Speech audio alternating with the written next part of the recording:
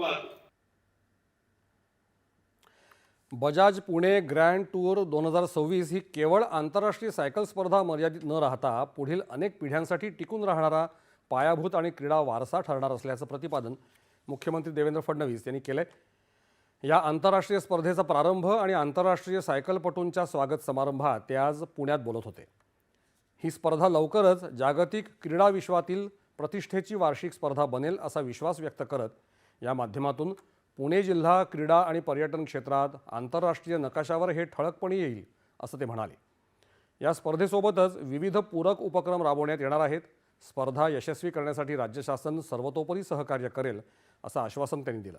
जगभरातल्या 35 देशांमधून आलेल्या आंतरराष्ट्रीय सायकलपटू, व्यवस्थापक, प्रशिक्षक आणि सहकारी अधिकाऱ्यांचं मुख्यमंत्र्यांनी राज्य शासनाच्या वतीनं स्वागत केलं. यावेळी केंद्रीय सहकार राज्यमंत्री मुरलीधर मोहोळ, चंद्रकांत पाटील आणि माधुरी मिसाळ हे राज्याचे मंत्री उपस्थित होते.